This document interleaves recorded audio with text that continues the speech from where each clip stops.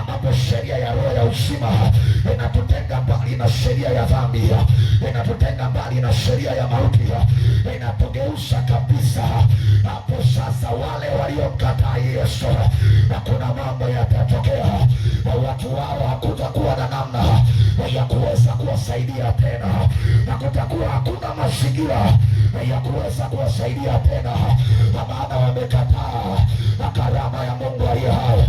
Lakini wale waliokubali wataishi na maisha yaliyo bora, na maisha ya furaha, na maisha ya amani, na maisha ya kicheko, na maisha ya tabasamu, na maisha ya heshima. Wale walioonekana dhaifu wataonekana wakiwa na nguvu. Wale waliotukanwa watasifiwa kwa maneno mazuri. Wale waliokuwa wanalia watafutwa machozi yao. Watakuwa wapi wakati huo? Wakati ambao wanaingia jehanamu, alafu na wengine wanaingia kwenye mbingu. Na maana neema ina kitambo. Wakati ambao neema imefunuliwa, ni bora uikubali mapema, ni bora uikubali mapema. Na maana wale wataingia kwa jehanamu ya moto, hakuna namna ya kuwatoa huko, hakuna namna ya kuwarudisha huko, hakuna namna ya kuwachomoa kutoka huko. Hapo cheti chako hakitakutetea, heshima yako haitakutetea, watoto wako hawatakutetea, elimu yako haitakutetea. Maana anasema itamfaidia nini mtu kupata ulimwengu wote alafu akaipoteza nafsi yake? Yesu anaonyesha nini? Anaonyesha ya kwamba hakuna uwezekano kabisa mtu akawa tajiri na akawa hana Yesu. Anaonyesha uwezekano ya kwamba mtu anaweza akawa maarufu lakini hana Yesu. Anaonyesha ya kwamba mtu anaweza akawa na heshima na hana Yesu. Lakini Yesu ajali heshima yako, anakuuliza kwa habari ya thamani ya roho yako. Kuwa na pesa ni vizuri, lakini what about your soul? What about your soul? Na vipi kwa habari ya nafsi yako mwenyewe? Ni vyema kuwa na title, ni vyema kuwa na majina makubwa, lakini vipi kwa habari ya nafsi yako na juu ya maisha ya milele? Ni bora kuponywa na kuwa wazima, lakini vipi kwa habari ya maisha yako ya milele? Naweza ukaponywa na baada ya muda ugonjwa ukarudi tena. Unaweza ukafa tukakufufua, lakini baada ya muda utakufa tena. Haya yote unayoyaona ni kwa ajili ya kukuthibitishia ya kwamba Mungu yupo. Lakini vipi kwa habari ya maisha yako ya milele?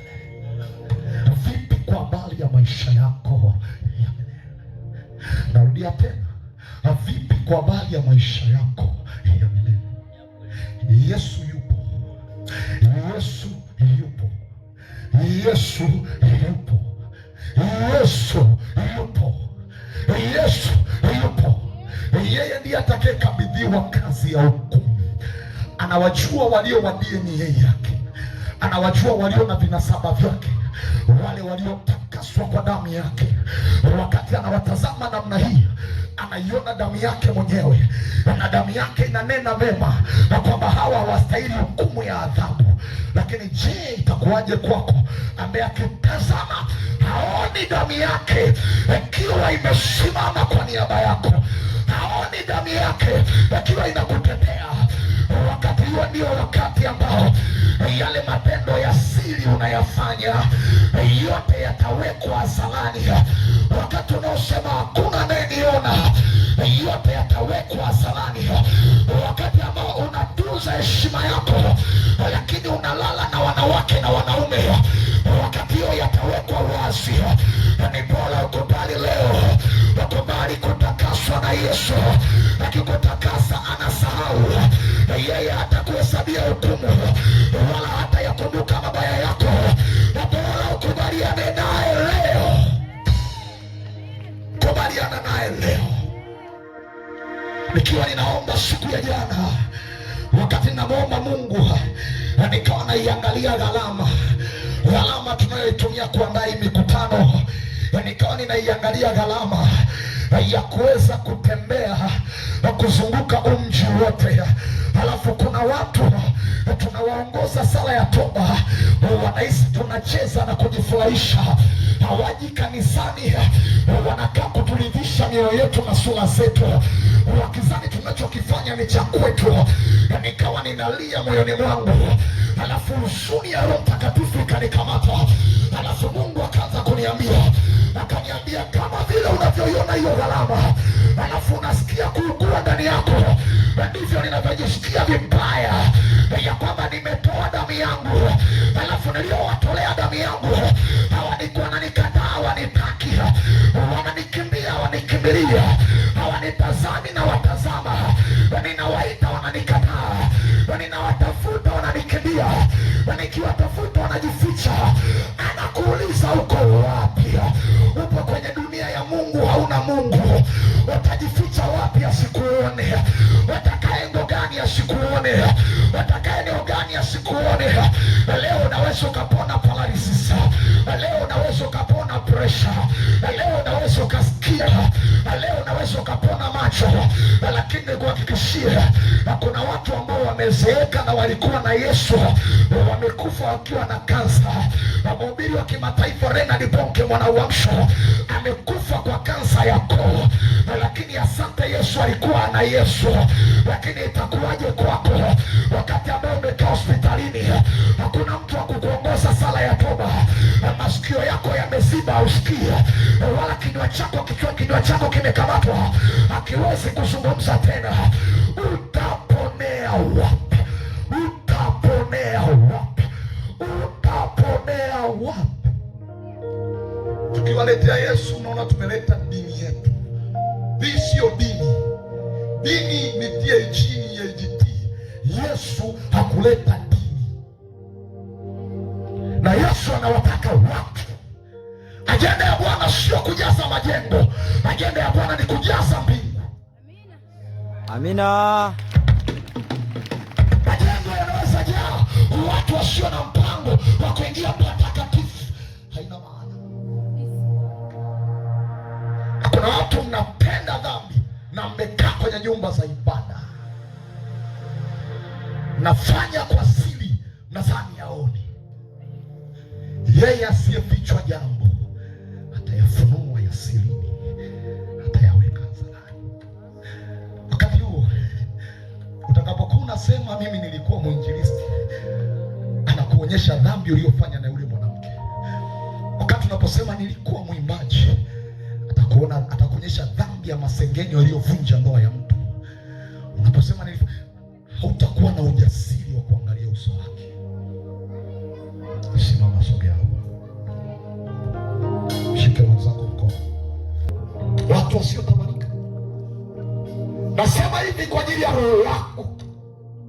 Tunaweza tukakuombea ukapona, ukaacha kuja ibadani, itakusaidia nini? Sisi sio waganga wa kienyeji. Upone alafu upotee, kwamba utakuja ukiwa na matatizo tena. Mungu afanye biashara isiyokuwa na faida.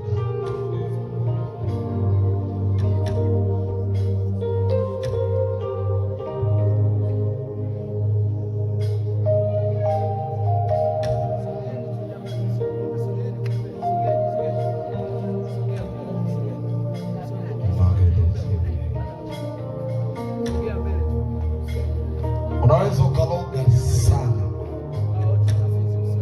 na kwa sababu ya neema Mungu asikuadhibu, lakini unaitunza hasira kwenye kifua cha Mungu.